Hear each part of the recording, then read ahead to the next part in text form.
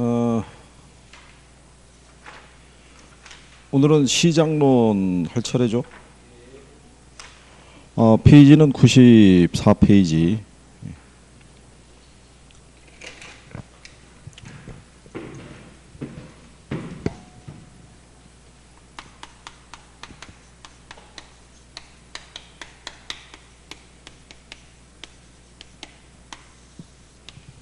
시장론의 이제 시험 목차는 부동산 시장하고요.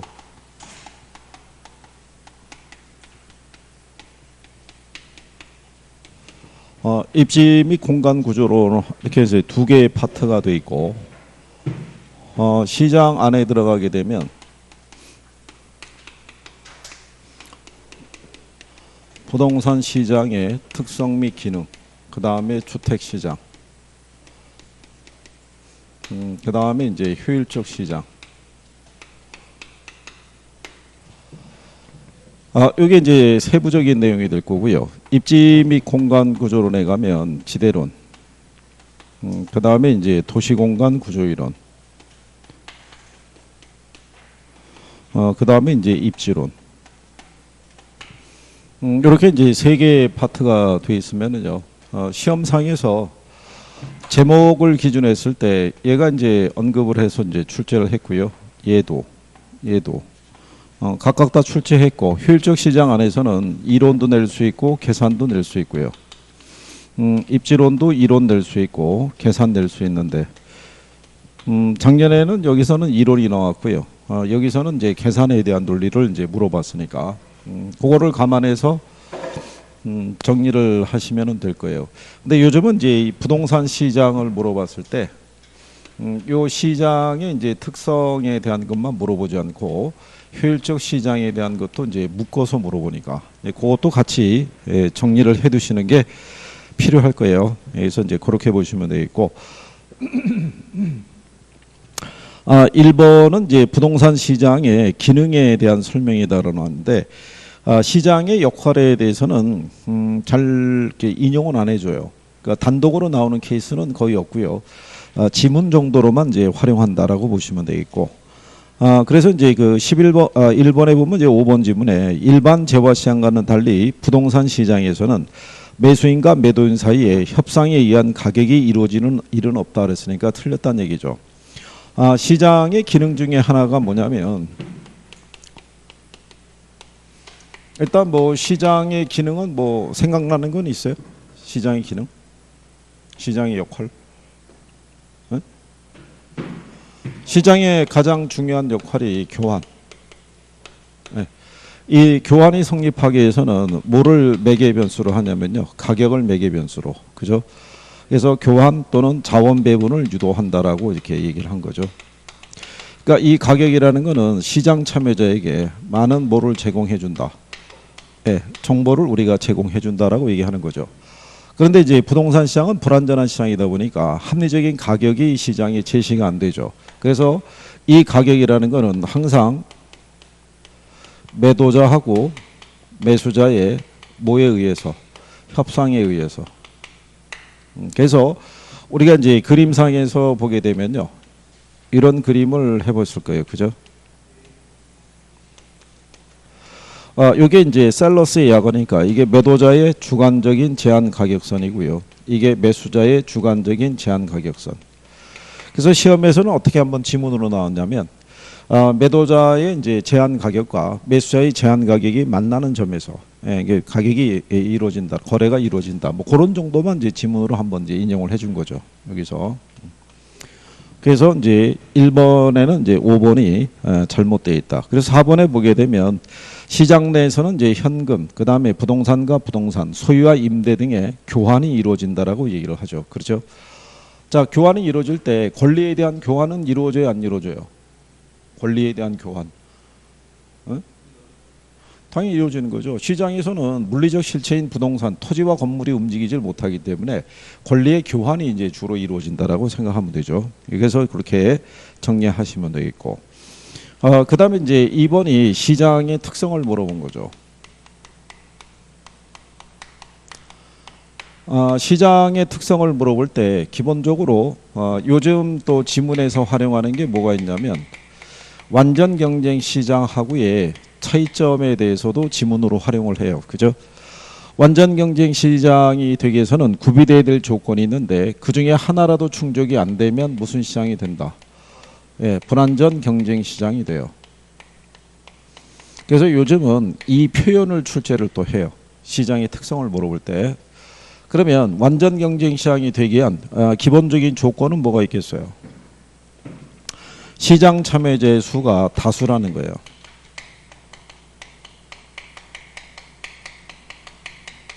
그렇죠? 근데 부동산 시장은 지역 시장별로 시장 참여자의 숫자가 제한적이죠. 그렇죠? 일단 제한이 되는 이유 중에 하나가 뭐가 있겠어요? 여긴 가격이 비싸죠. 네, 그러니까 시장 참여자의 수가 제한이 돼요. 그죠? 네.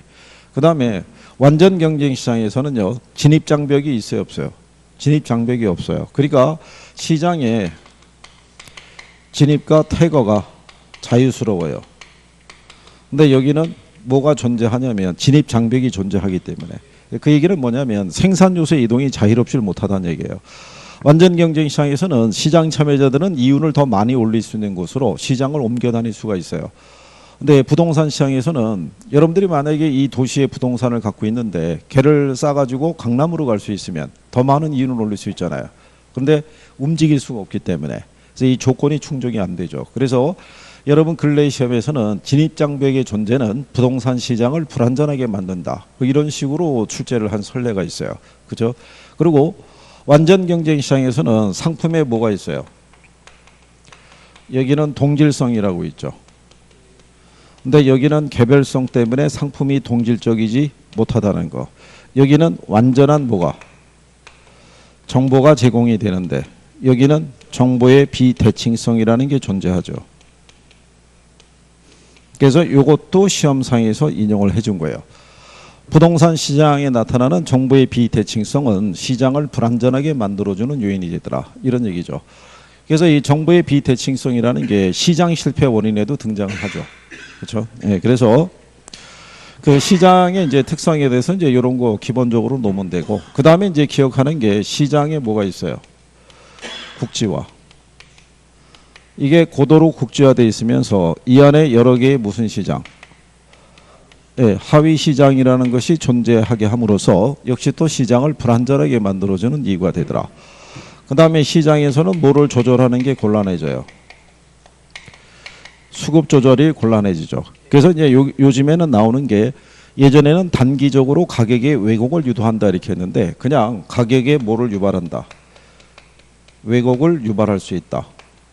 뭐 이런 정도로만 인용을 해줘요. 그래서 뭐 그런 것들을 기초로 해서 시장의 특성이 나오면 쭉 떠올릴 수 있어야 돼요. 근데 요즘은 이런 거를 같이 섞어주면서 뭐 주어지냐면 효율적 시장의 논리를 넣어주는 거예요.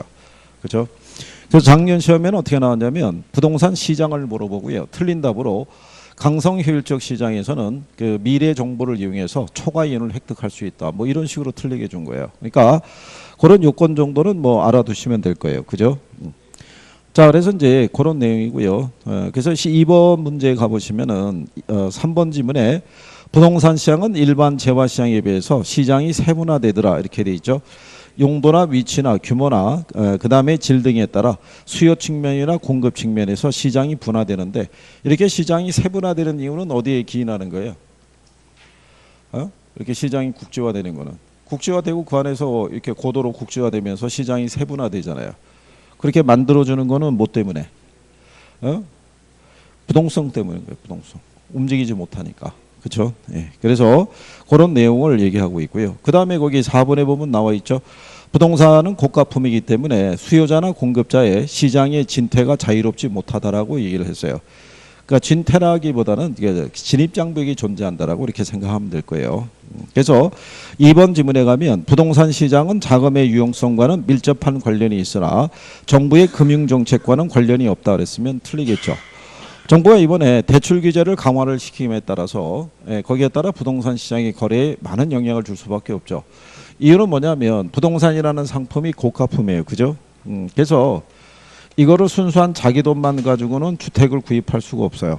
그러니까는 당연히 주택 금융에 대한 주택 소비 금융에 대한 지원이 필요하다라고 생각하시면 돼요. 그죠? 예, 그랬을 때 자금 조달이 어려워지면 부동산 시장의 거래가 그만큼 위축이 되더라. 뭐 이렇게 생각하면 될 거예요. 예, 그다음에 이제 3번 문제에서는요. 그 일본에 보면 생산 요소로서의 토지는 대체가 제한이 되나 자산으로서의 토지는 대체제가 많은 편이다 이렇게 돼 있는데 시험상에서 뭐 이렇게 많이 인용할 만한 적은 아니고요. 예. 우리가 일반적으로 보면 생산 요소로서 인식하는 토지 있죠. 이 토지는 뭐가 없어요. 대체제가 없는 거예요. 그죠? 그러면 우리는 많은 공간을 필요로 할 때, 그죠? 저 토지를 대신할 만한 대체제를 찾기가 어렵죠.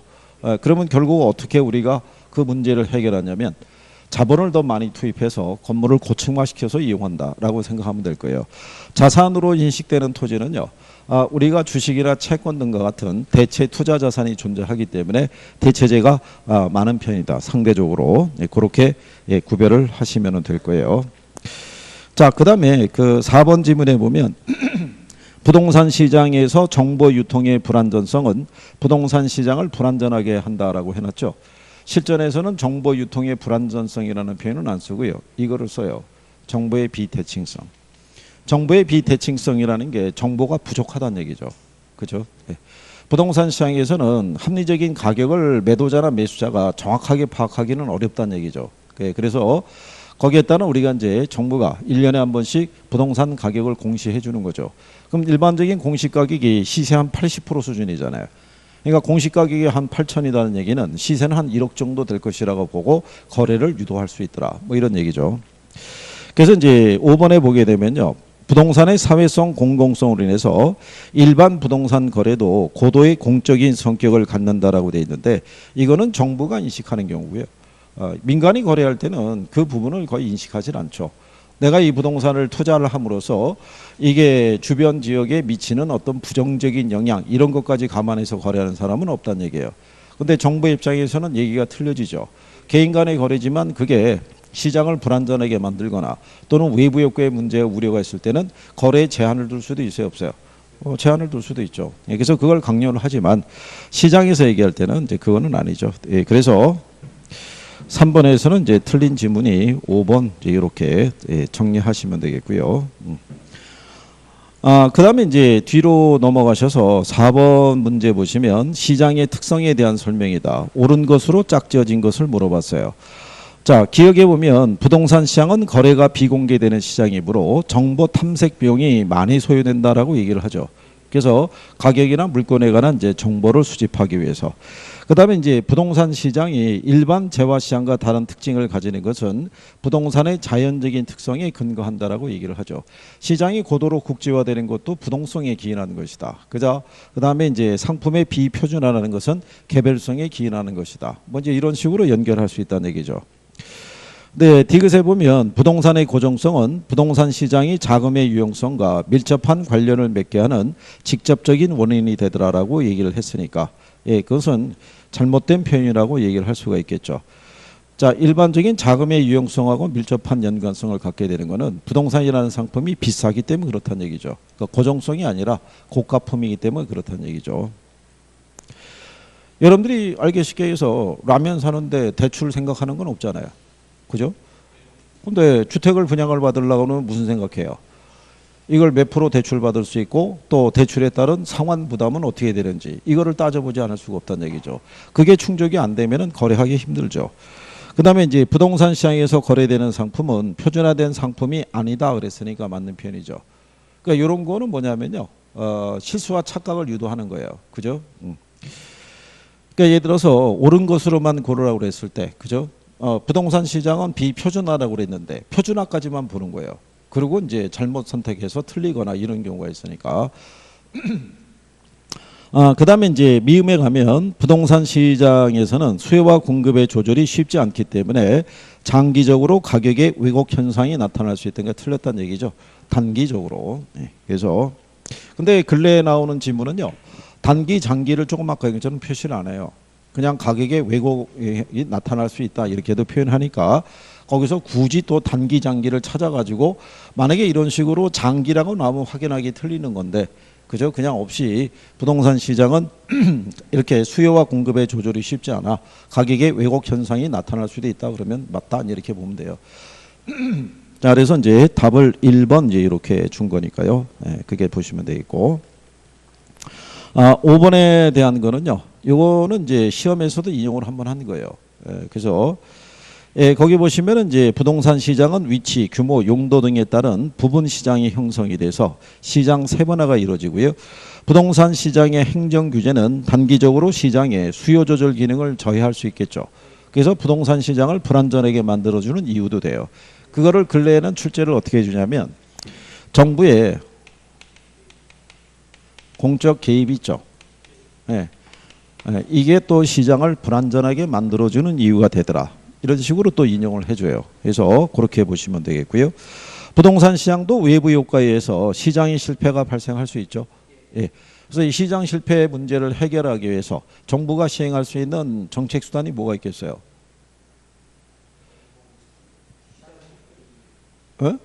어떻게? 아니 외부 효과 문제를 해결하기 위해서 쓰는 정부의 대표적인 정책 수단이 토지용 규제, 지역지구제, 지역지구제. 그죠? 예? 그래서 우리가 지난번에 이렇게 얘기해 드린 거예요. 자, 이 부동성 등으로 인해서 무슨 효과가 발생을 해요? 외부 효과 문제가 발생하는데 이게 외부니까 어디를 통하지 않고 시장을 통하지 않고 발생한 것이니까 어디를 통해서는 해결할 수가 없는 거예요. 시장 기능을 통해서는 해결이 안 되는 거예요. 결국 이 문제를 해결하기 위해서 누가 들어온다는 거예요? 정부가. 정부가 들어올 때 쓰는 대표적인 수단이 뭐란 얘기예요? 그게 지역지구제 아니에요.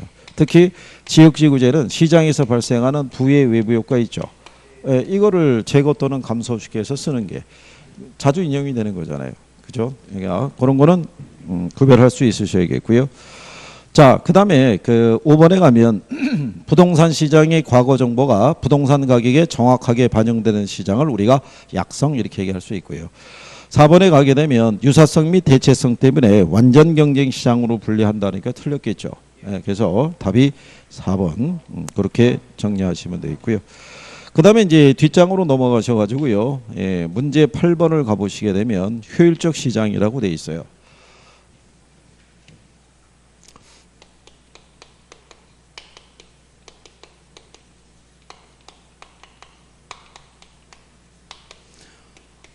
여기는 이제 약성하고요. 중강성하고요. 그 다음에 뭐로? 강성으로 이렇게 나눌 수 있어요. 구분하는 기준은 어디에 있어요? 정보 반영 정도에 따라 이제 구분하는 거예요. 그죠? 예. 그래서 얘네는 현재 시장 가치가 그죠? 약성은 어디까지의 정보가? 예, 과거의 정보가 반영이 되어 있어요. 과거의 정보를 매개로 한 분석을 우리가 기술적 분석이라고 얘기를 해요. 이거를 매개로 해서 뭐 하면 투자하면은 정상 이윤을 얻을 수 있어요. 그렇죠? 중강성은 현재 정보가 반영이 되어 있는 시장이에요. 현재 정보를 매개로 한 분석을 우리가 기본적 분석이라고 얘기를 해요. 그렇죠? 이거 매개로 투자하면은 무슨 이윤을 얻을 수 있다. 정상 이윤을 얻을 수 있어요. 그렇죠? 근데 얘네도 뭐가 매개가 되면 정보 있죠. 현재라든가 또는 미래의 우수한 정보를 입수할 수 있으면 무슨 이윤을 얻을 수 있다. 초과 이윤을. 그럼 얘도 정보를 매개로 하면은 뭐를 얻을 수 있다는 얘기예요. 초과 이윤을 얻을 수 있는데 강성 효율적 시장은 모든 정보가 반영이 되어 있어요. 그래서 이 시장에서는 투자를 통해서 얻을 수 있는 게 무슨 이윤? 정상 이윤만 얻을 수 있어요. 그러니까 여기에는 이게 존재하지 않는 거예요. 예. 여기 보시면 약성에서는 이 과거의 정보를 매개로 한 기술적 분석을 통해서 여기 있는 이 초과이윤 얻을 수 있어요, 없어요? 이거 없는 거예요. 여기도 이 정보를 매개로 투자해서 초과이윤을 얻을 수 있냐면 초과이윤을 얻을 수 없는 거예요. 이걸 매개로 초과이윤을 얻으면 이건 약성이 아닌 거예요. 이걸 매개로 초과이윤을 얻어도 역시 중강성이 아니라는 거예요. 얘네는 이거를 가지고는 무슨 이윤만 얻는 거예요? 정상 이윤만. 뭐가 매개가 됐을 때만 정보가. 근데 얘는 모든 정보가 다 반영돼 있잖아요. 그러니까 정보를 매개로 한 무슨 이유는 초과 이윤은 얻을 수 없어요. 그러니까 이 시장에서는 무슨 이윤만 정상 이윤만. 그래서 그거는 기본적으로 구별할 수 있으시면 돼요. 그죠? 자, 그래서 이제 8번 문제 가면 1번 지문에 1번 시장이 약성 효율적 시장이라고 한다면 기술적 분석에 의해서 밝혀진 기술적 지표로서는 결코 초과이윤을 획득할 수 없다는 얘기죠. 정상 이윤만 얻을 수 있다. 그리고 2번 지문에 대한 내용은 그거죠. 자, 이 중강성은 현재를 내포하고 있어요. 그죠? 현재는 과거를 이미 반영한 거죠. 그러니까 이렇게 내포하고 있다는 얘기고, 강성은 모든 정보를 다 반영하고 있으니까 얘들을 다 아우르고 있는 게 강성 효율적 시장이라고 보시면 돼요. 그래서 2번 지문에 보면 어떤 시장이 중강성 효율적 시장이라고 한다면 이 시장은 당연히 약성 효율적 시장의 성격도 아울러 지니고 있다라고 얘기를 해요.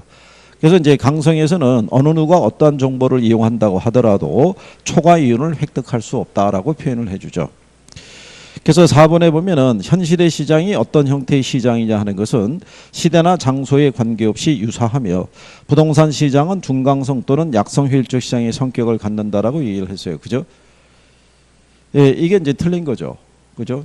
현실적으로 이 시장이 나타나는 건요, 나라마다 틀려요. 일반적으로 후진국이 약성의 형태를, 선진국이 강성의 형태를 나타난다고 보시면 돼요.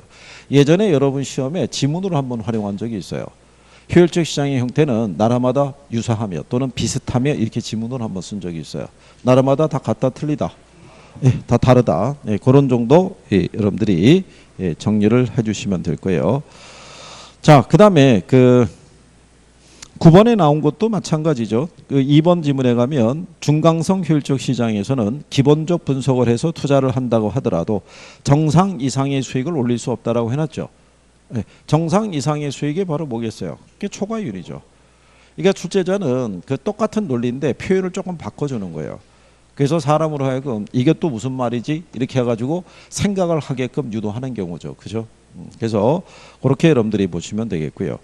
자, 그 다음에 3번 지문을 가보게 되면 할당 효율적 시장이란 어느 누구도 기회비용보다 싼 값으로 정보를 획득할 수 없는 시장이므로 완전 경쟁 시장을 의미하더라라고 표현을 해놨어요. 그죠? 근데 여기서는 표현할 때 이렇게 쓸 수 있어야겠죠. 완전 경쟁 시장만을 의미한다. 이렇게 해야지 확실하게 틀리다고 얘기할 수 있을 거예요. 표현의 차이인데. 왜냐하면 할당 효율적 시장 있죠. 할당 효율적 시장이라는 거는 자원 배분이 효율적이고요. 무슨 이윤만 존재하는 시장이에요. 정상 이윤만. 그리고 완전 경쟁 시장이라는 애도 어떻게 돼요?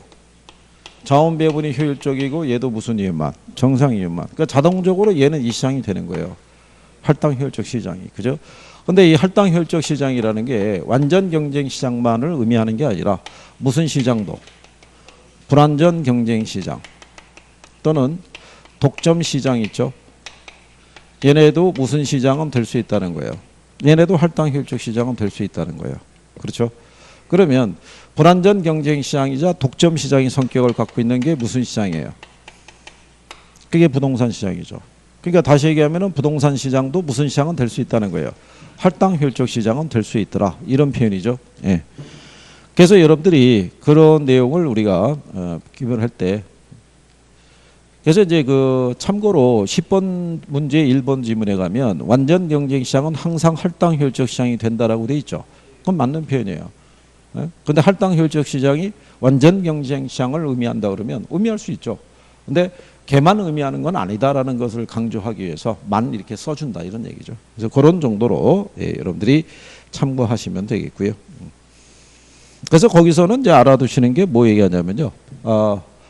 부동산 시장도 무슨 시장은 될 수 있다. 할당 효율적 시장은 될 수 있더라라는 것을 이제 기본적으로 알아두시면 되겠죠. 자, 그다음에 이제 뒤로 가면 이제 11번 문제가 있어요. 그나저나 이제 오늘이 두 자릿수로 줄어든 날이죠. 어제가 100일이었고 오늘이 이제 99일. 그러면 가는 속도가 무진장하게 빨라져요. 그죠? 이제 오늘 봤으니까 다음 주에 보게 되면 어떻게 돼요? 92일이죠. 근데 여기서 한 주 휴가가 들어가 있잖아요. 그러니까 2주 뒤에 본다고요. 그러니까 여기서 14를 빼고 만나는 거예요. 그렇죠? 네. 그러니까는 85에서 그죠? 다 실패하면 한 78일 남은 상태에서 만나는 거예요. 그러고 나면은 8월이죠. 8월. 팍팍팍 가는 거예요. 팍. 지금 학원들마다 학생들이 발등에 불 떨어진 표정을 하고 있는 거예요. 조금 전까지만 해도 그래도 아직은 뭐 3개월 이상 남았지 이래서 이렇게 있다가 막상 100일이라는 소리 들리고 그죠? 카운트다운 시작된 거랑 똑같은 경우죠. 그러니까는 불안해지는 거죠. 이게 그동안에 해놓은 거는 많이 없고 성적은 잘 안 나오고 있고 그죠? 그러니까 이게 시간 금방 간다니까요. 그러니까 저희 기준하게 되면 이제 뭐 다음 주에 한 번 보고 그죠?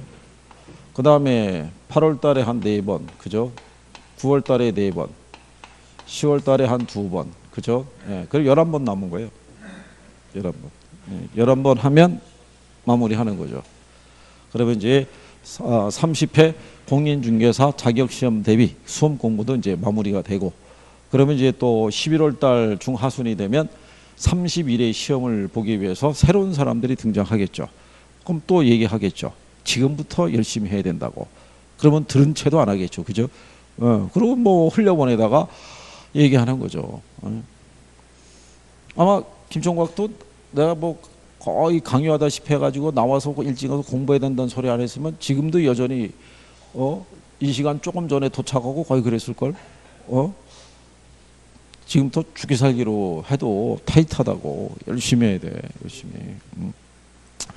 근데 올해는 다들 공부는 잘 안 하시고 예년에 비해서 학습적인 부분이 떨어져요. 근데도 뭐 걱정은 잘 안 하시는 거죠. 아무리서요. 근데 그 사회가 나중에 여러분들이 떨어진 부분과 이런 거 관심을 안 가져주죠. 그렇죠? 뭐가 사회가 어떻게 됐든 간에 내가 할 거는 일단 내 몫은 챙겨 나와야 그렇잖아요. 거기에 내가 대응할 수 있는 거지. 아니 뭐 일본 애들이 뭐 수출 규제했다고 그래갖고 그게 중개사 시험하고 무슨 관계가 있겠어요. 그죠? 곧 태풍이 몰아닥친다고 그래도 그게 중개사 시험하고 무슨 관계가 있겠냐고요. 일단은 정리하는 게 필요하죠. 그죠? 그리고 지난번에 얘기했지만 일주일 내내 학개론 보고 일주일 내내 민법 보고 이거는 장기적인 관점에서 지금 도전하고 있는 거니까 그렇게 보면 안 되는 거예요. 예? 최소한 하루 반나절 전에는 봤던 것도 봐야 돼요. 그게 기억이 유지가 되지. 한쪽으로 몰아서 뭐 며칠은 그거 보고 며칠은 이거 봐도 안 되는 거예요. 우리 기억력 유지가 그렇게 안 된다고요. 그렇잖아요. 어쨌든 잘 해주셔야 돼요. 예. 자, 11번에 가면요. 시장의 효율성에 관한 내용이다. 옳은 것을 물어봤을 때요. 1번에 보면 효율적 시장 이론은요. 원래 주식시장이 정보를 주식 가격에 어떻게 반영하는가 하는 가설의 형태로 출발하였다라고 얘기를 해요. 그래서 원래는 효율적 시장 가설이라고 그랬던 거예요. 이게 여러 차례 검증을 거쳐가지고 이제 이론으로 정착을 했다라고 보시면 될 거고요. 주식시장과 부동산 시장은요. 강성 효율적 시장까지 인정한다 그랬으니까 틀렸다는 얘기죠. 주식하고 부동산 시장은 중강성까지 형태만 나타나는 거죠. 그래서 지난번에 얘기했지만 주식시장의 주가라든가 부동산 시장의 부동산 가격은 확인되지 않는 소문이나 루머에 의해서도 얘들이 요동을 친다는 거는 확실한 정보가 다 반영이 안 됐기 때문이다. 이런 얘기죠. 예. 자, 그랬을 때 거기 보시면은 4번 지문에 약성 효율적 시장이란 현재 시장 가치가 과거의 추세를 충분히 반영하고 있는 시장으로서 기술적 분석에 의해서 밝혀진 지표로서는 결코 정상 이윤을 획득할 수 없다는 게 틀렸다는 얘기죠. 그걸로는 뭐는 획득할 수 있어요. 정상 이윤은 얻을 수 있죠. 그래서 3번 지문에 가면 할당 효율적 시장이 반드시 완전 경쟁 시장을 의미하는 것은 아니고요. 불완전 경쟁 시장도 할당 효율적 시장이 될 수 있다 없다. 될 수 있다 이런 얘기죠. 그래서 결론은 여러분 시험에는 어떻게 나온 거냐면 처음에 나올 때는 부동산 시장은 여러 가지 불안전한 요소가 많으므로 할당 효율적 시장이 할당 효율적이 될 수 없다 이렇게 해서 틀리게 한번 준 거예요. 그렇죠? 근데 근래 다시 나온 지문은 뭐냐면 불안전 경쟁 시장도 할당 효율적일 수 있다. 또 이렇게 지문을 쓴 거예요. 그러니까 기본에 썼던 지문을 표현을 살짝 바꿔서 다시 인용을 하는 거예요. 그러니까 기본적인 내용만 정확하게 정리할 수 있으시면은 무난하게 나오면 바로 맞출 수 있게끔. 자, 그 다음에 한 페이지 넘기시게 되면 정보가치 계산하는 게 나와 있어요. 그죠?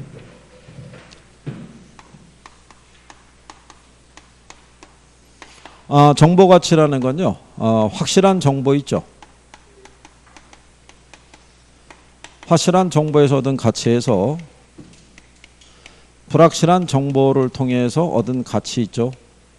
이거를 빼주면은 우리가 이제 정보 가치를 구할 수 있고요. 이거를 구하기 위해서는 뭐를 구할 수 있어야 돼요? 정보의 현재 가치를 구할 수 있어야 돼요. 근데 이 정보의 현재 가치라는 건요. 불확실한 상태가 있고 확실한 상태가 있는데 기본적으로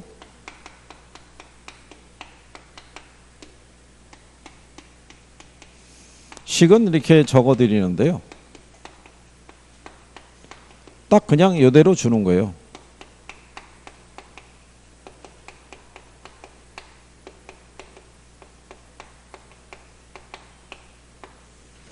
딱 두 개의 조건만 줘요. 개발이 될 것인지 아닌지에 대한 정보 있죠. 개발이 되면 얼마, 근데 개발이 될 가능성이 얼마, 몇 프로, 뭐 이런 식으로 주는 거죠. 그렇죠? 작년에도 여기서 시험이 나왔었는데요. 작년에는 기간을 2년으로 준 거예요. 2년. 그래가지고 이제 계산을 할 때 바로 값이 안 떨어지게끔. 우리 여기 주어진 거 보게 되면은요. 몇 년 후라고 다 돼 있어요. 1년이라는 기간이 주어져 있는데 작년 시험만 2년이라고 또 줬어요. 2년. 그래서 여기다 이제 14번 문제 보시면요. 개발 가능성이 60%인 A 토지가 있어요. 이 토지가 개발되면 1년 후에는 2,100만 원이 되고요. 개발되지 않으면 1년 후에 630만 원이 되더라. 이 경우 개발 정보의 정당한 현재 가치는 얼마가 되느냐라는 것을 이제 물어본 거죠. 그렇죠? 근데 할인율이 몇 프로라는 거예요? 자, 이게 60%일 때 있죠. 개발이 되면 얼마라는 거예요? 2,100만 원. 그렇죠? 확률이 몇 프로? 60%. 그렇지 않으면 얼마라는 거예요? 그 다음에 얘는 1 플러스 0.05가 되겠죠. 할인율이 5%니까. 우리가 이제 할인하기 위해서는 백분율을 소수로 바꿔야 돼요. 그죠? 100분의 5 개념이 되니까 0.05가 되겠죠. 그죠? 그러면 여기서 2,100만 원 있죠? 2,100만 원에 대한 60% 있죠? 60% 계산하면 얼마 나와요? 그러면 1,260만 원 뭐 이렇게 떨어질 거고요. 그럼 630만 원이 될 수 있는 확률이 40%죠.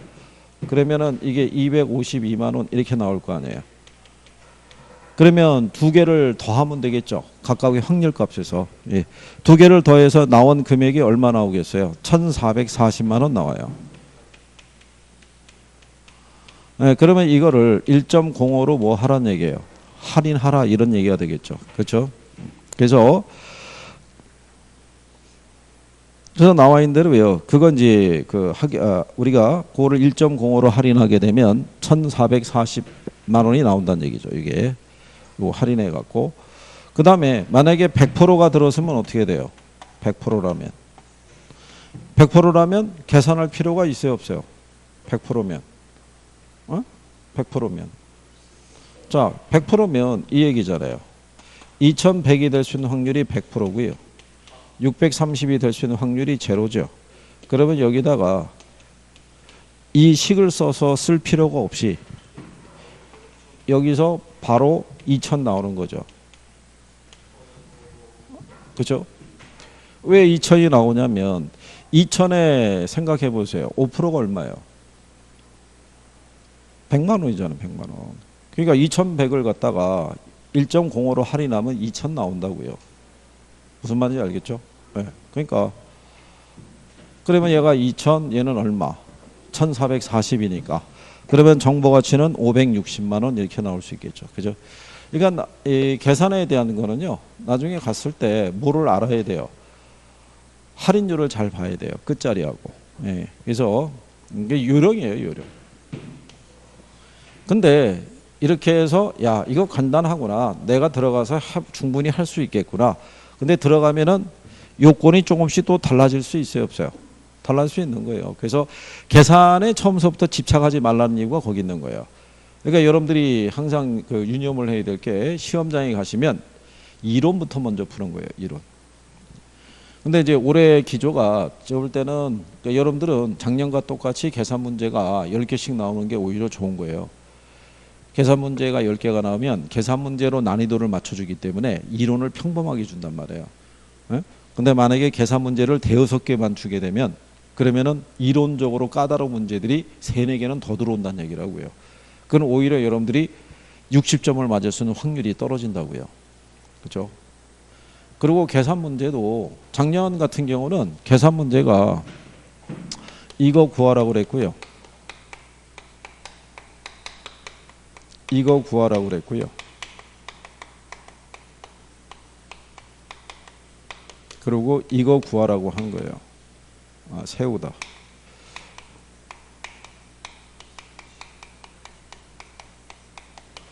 이거 3가지를 다 구하라고. 올바르게 계산하는 것을 고르시오.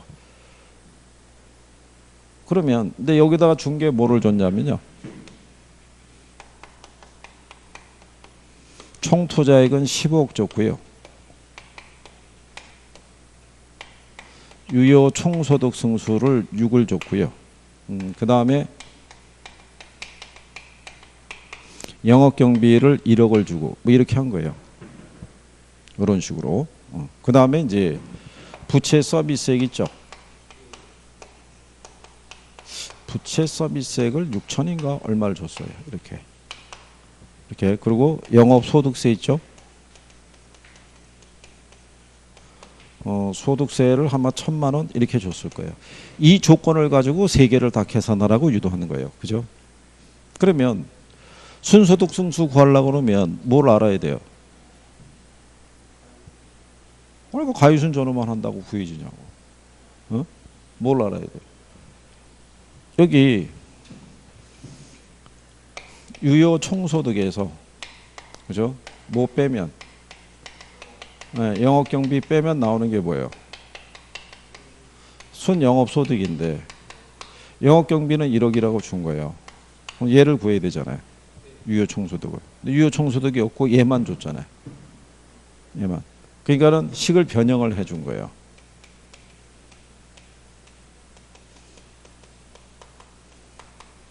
유효 총소득 승수는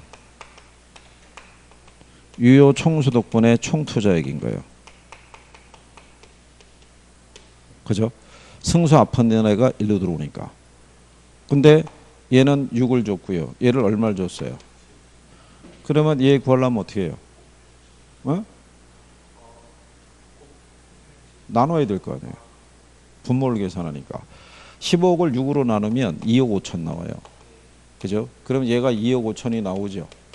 그러면 이제 제가 풀리는 거죠. 얘가 1억 5천이니까. 그러면 15억 대비 1억 5천이니까 10 나오겠죠. 그렇잖아요. 그렇게 해서 이제 구하라고 유도한 거예요. 그렇게 해서. 그죠? 그러면 이제 얘가 구해지면 이제 채무 불이행률도 구할 수 있어요, 없어요? 채무 불이행률도 구할 수 있는 거예요. 채무 불이행률은 어떻게 구해요? 여기서 아마 부채 서비스액인가? 얘가 아마 5천 줬겠네. 5천. 이렇게 해서 6천 나왔을 거예요. 영업경비 아니 이거 6천 그냥 줬겠다. 6천. 6천 줬고 그러면 채무 불이행률 공식을 알아야 되잖아요. 채무 불이행률 공식은 유효 총소득분의 영업경비하고요. 부채 서비스액의 합계예요. 그러면 유효 총소득이 2억 5천이잖아요. 근데 영업경비가 얼마냐면 1억. 부채 서비스액이 6천이잖아요. 계산하면은 64%가 얼마 떨어져요.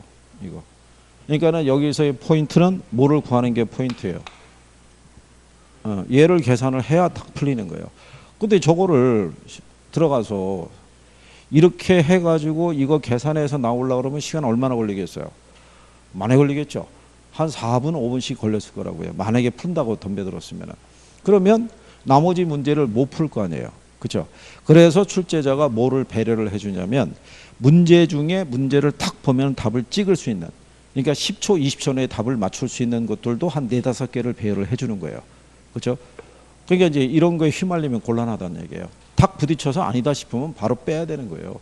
저기에 휘말려 갖고 아니 뭐 저거 한 문제 맞춘다고 무슨 뭐 당락 이게 뭐 합격이 보장이 되는 게 아니잖아요. 그죠? 그래서 그런 거를 피하라는 얘기예요. 그런 거를.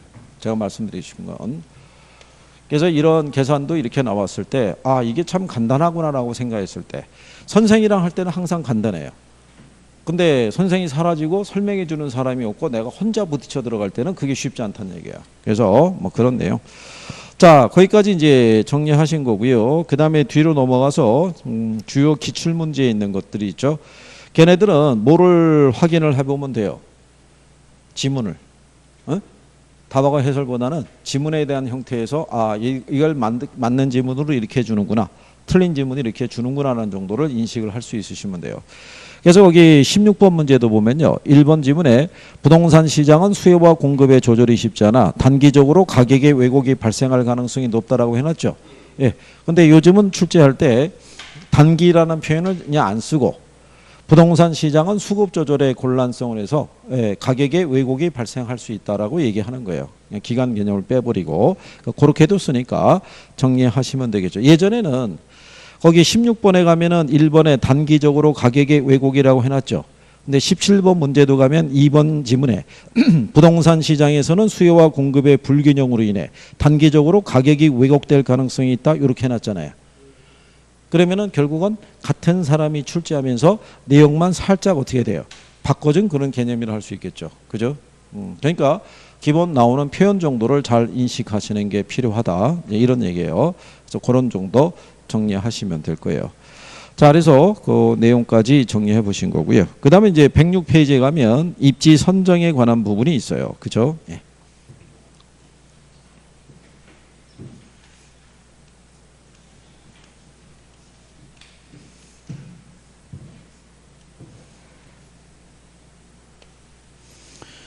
이제 입지 선정해 보시게 되면은요. 1번 개념에 대한 거는 1번 문제 같은 경우는 그냥 참고하셔도 돼요. 시험상에서 이걸 기준해서 유도할 일은 없으니까요. 2번에 보면은 T넷에 뭐가 있어요?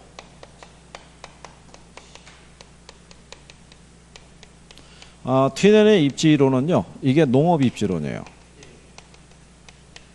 농업입지론의 대표적인 게 뭐냐면 고립국 이론이에요. 이 고립국 이론의 기초에서 이 지대 개념이 만들어진 거예요. 위치지대 아시죠? 위치지대 또는 입지교차 지대라고도 얘기를 해요. 이 지대 개념이 성립을 한 거예요. 그죠? 자, 튀네는 이 고립국이라는 거를 가상적인 도시를 만든 다음에요.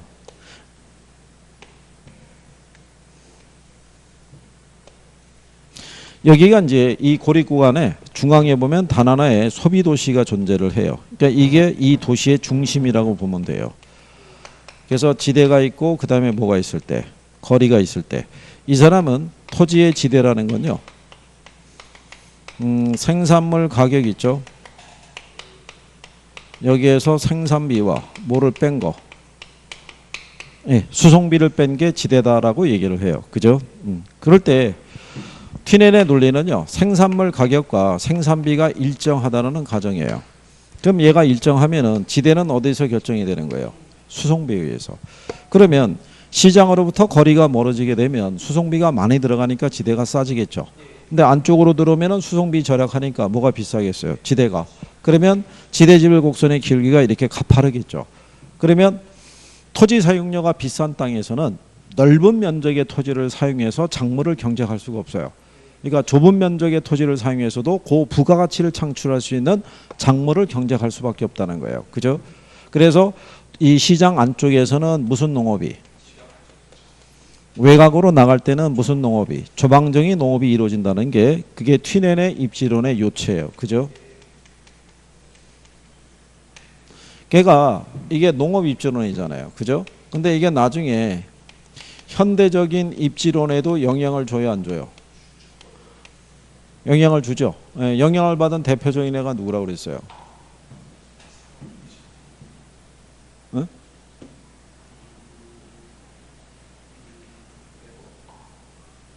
아주 옆으로 돌리면서 아주 지나가는 말투로 얘기를 하고 있네. 자, 저게 영향을 받은 게 알론소의 입찰지대, 그 다음에 버제스의 동심원 이론, 여기에 영향을 준 거예요. 여기에. 이게 기억에 이렇게 툭 나와야 돼요. 그렇죠? 자, 그래서 이제 여러분들이 보시게 되면 그 4번 지문에 2번 문제 이렇게 돼 있죠.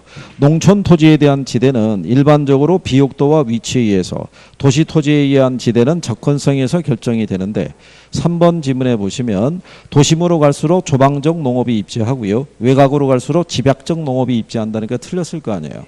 그러니까 이거는 튀넨의 입지론을 이해하고 있는 사람이면은 상당히 간단한 문제잖아요. 그냥 맞추라고 주는 거랑 똑같은 거예요. 그죠? 그러니까 그런 요체를 기억하시면 되겠고, 3번에 나온 내용에 대해서는 그냥 이게 예전에 튀넨의 요 지대를 계산하라고 출제를 했던 선례가 있는데, 여기서는 이제 튀넨의 입지 지대가 얼마냐를 물어본 거예요. 그죠? 이제 계산을 해야 되는데 쌀 가격이 얼마예요? 200원이잖아요. 그죠? 키로당. 네, 근데 얼마 생산해요? 200kg. 그러면 쌀 가격이 얼마라는 거예요? 4만 원 되겠죠. 4만 원. 야, 거기서 계산이 틀리면은 나머지 어떻게 나오니? 그러면 또 다 틀릴 거 아니야? 그러니까 여기서 생산물 가격이 얼마라는 거예요? 이게 4만 원이잖아요. 4만 원. 그렇죠? 키로당 200원인데 200kg 생산하니까. 그렇잖아요. 거기서 생산비 빼야 될 거 아니에요. 생산비가 얼마예요? 생산비가 키로당 50원이잖아요. 50원. 예. 그럼 생산비 얼마? 예? 예? 만 원이죠, 만 원. 여기다 50원 빼면 큰일 나는 거죠. 아무리 봐도 값이 안 나오는 거죠. 그러면 남는 게 얼마겠어요? 3만 원 남는데 여기서 수송비 빼야 될 거 아니에요. 수송비가 얼마예요? 키로당 10원인데 거리가 몇 킬로예요? 10kg잖아요. 10kg. 그죠? 네. 그러면 얼마겠어요? 수송비가. 10원에 10kg면 얼마요? 네? 만 원일 거 아니겠어요? 그쵸? 네. 그거 계산하라는 얘기잖아요. 지금. 거기 보시면 생산비가 들어가 있을 때, 그죠? 키로당 50원. 50원에 대한 얼마요? 200kg잖아요. 그럼 계산하면 얼마 나오겠어요? 만 원 나오는 거고. 그죠? 예, 그 다음에 거리로부터 몇 킬로란 얘기예요? 10kg. 10kg인데 거리에 따른 10원이잖아요. 그죠? 키로당 얼마? 10원. 그럼 10kg면 얼마란 얘기예요?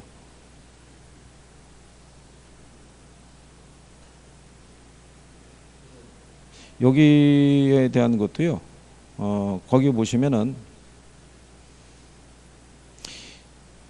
키로당 200원.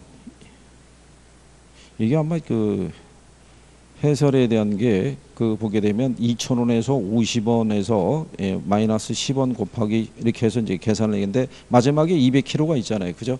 그거 다 계산하게 되면은